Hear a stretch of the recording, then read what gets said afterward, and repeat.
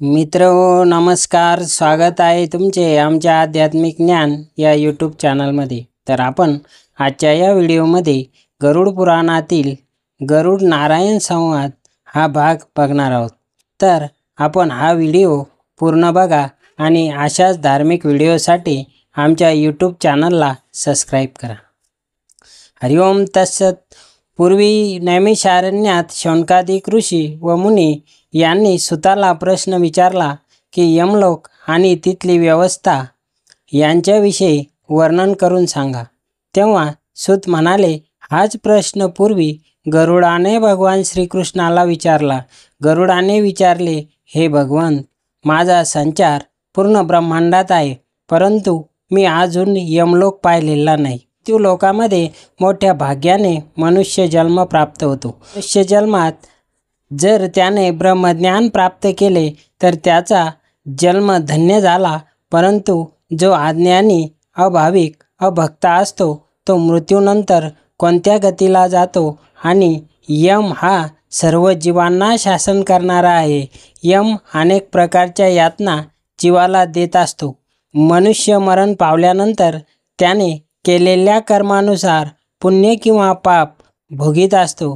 हे मी माझ्या डोळ्याने पाहिले नाही, म्हणून मी तुम्हाला प्रश्न विचारित आहे। पृथ्वीवर भरतखंड हा प्रसिद्ध आहे, त्याच्या सर्व बाजूंनी समुद्राचा वेढा आहे। तेथे 4 वर्णामध्ये मनुष्याला आपल्या कर्मानुसार जन्म मिळतो। ब्राह्मण, क्षत्रिय, वैश्य आणि शूद्र।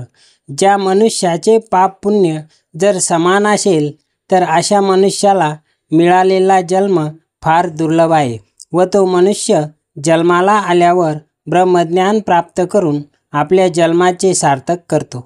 त्याची भक्ती ही एकनिष्ठ असते आणि अज्ञानी मनुष्य भक्ती न करता मरण पावल्यानंतर कोणत्या लोकात जातो, असे लोक मरण पावल्यानंतर कोणत्या गतीला जातात, त्या मनुष्याचा मरणानंतर कोणती कार्य करावीत त्यासाठी लागणारे साहित्य, ठिकाण व वेळ सांगून ती कार्य करण्याचा अधिकार कोणाला आहे, असे अभक्त मरण पावल्यानंतर ज्याच्या मरणाच्या दिवसापासून 1 वर्षपर्यंत कोणते कर्म करावे लागते, असे अनुक्रमाने सांगा, असा प्रश्न गरुडाने विचारला व तुमचा हात माझ्या डोक्यावर ठेवा व तो मेलेला अभक्त स्वर्गाला कसा जातो याचे जे निरूपण आहे ते मला सांगा, असा प्रश्न गरुडाने भगवंताला केला। भगवंत म्हणाले, हे गरुडा, तू भाग्यवान आहे। तू आज जे विचारले ते तुला सांगतो। श्राद्धाचे 3 प्रकार आहेत। मृत्यूपासून 10 दिवसपर्यंत केले जाते ते नवश्राद्ध आहे। नंतर 11व्या दिवसापासून ते 1 वर्षापर्यंत केले जाणारे नवमिश्र श्राद्ध आहे आणि नंतर दरवर्षी एकदा केले जाते ते पुराण श्राद्ध आहे। गरुडा, जे लोक हमेशा आपल्या स्वधर्माने आचरण करतात त्यांना जिवंतपणी आणि मृत्यूनंतरही सद्गतीच मिळते, परंतु जे नेहमी दुराचाराने वागतात व वेद, शास्त्र, पुराण यांना मानत नाहीत, जर जिवंतपणी त्याला पश्चाताप झाला व त्याचे प्रायचित्त घेऊन सदाचाराने वागले तर त्यांनाही निश्चित सद्गती मिळते। आणि जे पापाचे आचरण करतात, ज्यांनी कोणत्याच प्रकारचे वेद, शास्त्र, पुराणचे ज्ञान नसते, तो पापी नरक यातना भोगतात, नरकात जाऊन पडतात आणि नरक यातनेतून बाहेर आल्यावर त्यांना पुन्हा मनुष्याचा जन्म मिळतो। परंतु पूर्वीची जी पापे केली ती त्यांना स्वस्थ बसू देत नाही, तो पुन्हा पापाचरण करायला लागतो आणि पुन्हा नरकातच जातो। याचे कारण एकच आहे की त्याला मनुष्य जन्मात संत संग घडला नाही, शास्त्रे, पुराण, वेद पाहिले नाही, गुरुची प्राप्ती झाली नाही, जीवनात बदल घडला नाही, संताचा सहवास, ज्ञानप्राप्ती, गुरुप्राप्ती झाली नाही, कारण संत संगतीसारखा मित्र नाही आणि कुसंगतीसारखा शत्रू नाही, दयासारखा पुण्यधर्म नाही आणि हिंसेसारखे पाप नाही, सत्संग झाला नाही म्हणून अज्ञानात राहिला व अधोगतीला गेला। भगवंत, गरुडाला म्हणाले, ज्याने पूर्वी ब्राह्मणाचा वध केला किंवा अपमान केला त्याला क्षयरोग होतो. जो सुरापान करतो त्याचे दात काळे होतात.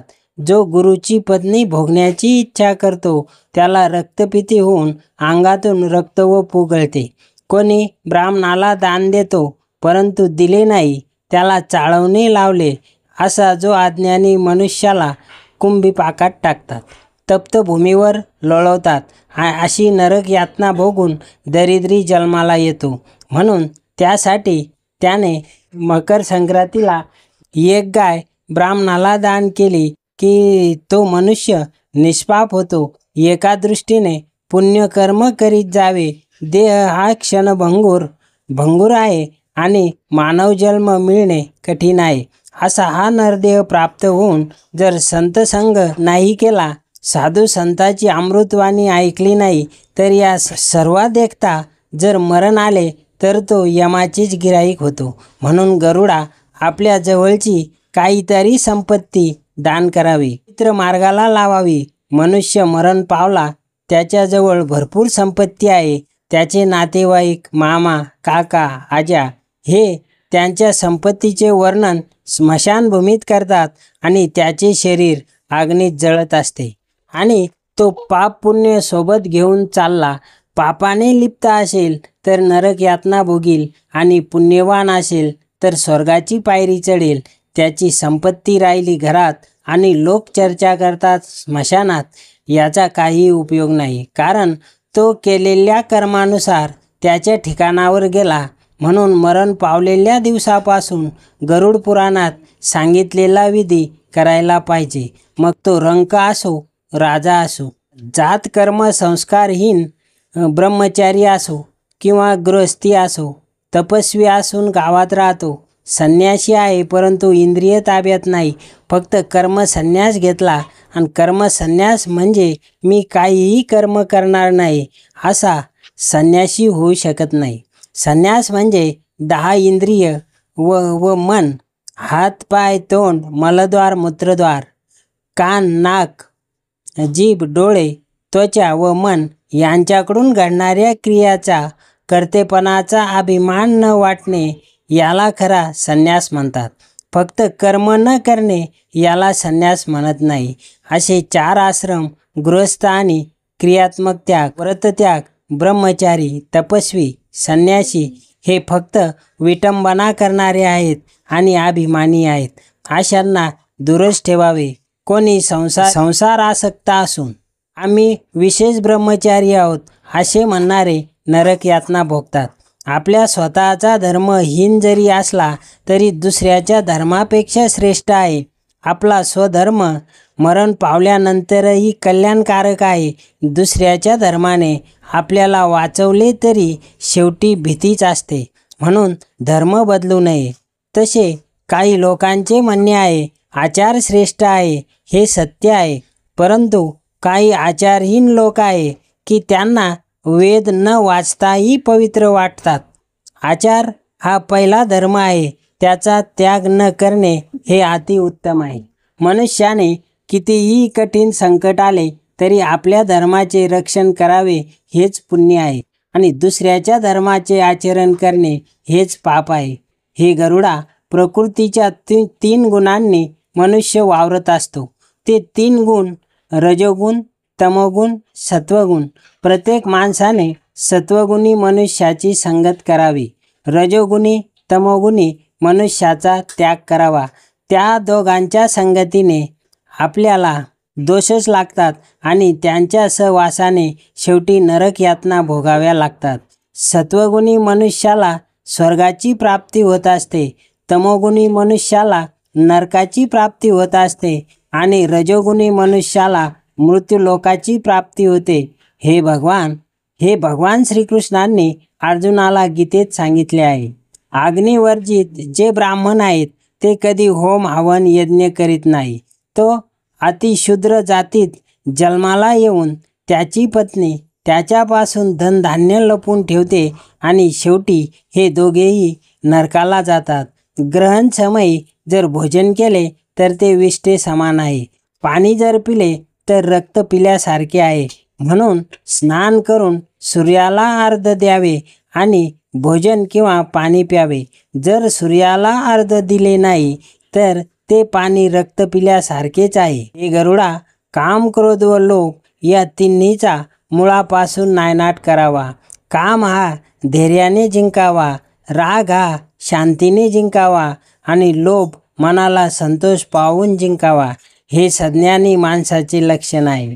दान, अध्ययन आणि होम हा ब्राह्मणाचा उत्तम धर्म आहे. तो त्याने केलेच पाहिजे. ज्यांनी पूर्वजन्मात काहीच दान केले नाही ते या जन्मात दरिद्री होऊन अन्न करून भीक मागतात. म्हणून मनुष्याने होईल तेवढा दानधर्म केलाच पाहिजे. हे गरुडा, परस्त्रीचा नेहमी त्याग करावा. जबरदस्तीने परस्त्री भोगली तर कठीणात कठीण नरक यातना भोगाव्या लागतील. नहुष राजाने इंद्र होऊन इंद्राची स्त्री शचीची भोग इच्छा धरली आणि अधोगतीला गेला. चंद्राने गुरुपत्नी भोगली, चंद्राला डाग लागला. स्त्रीच्या नजरेत कामवासना असते म्हणून तिच्यासोबत भाषण करू नये. अशा प्रकारचे आचरण जे लोक करतात ते स्वर्गाला जातात.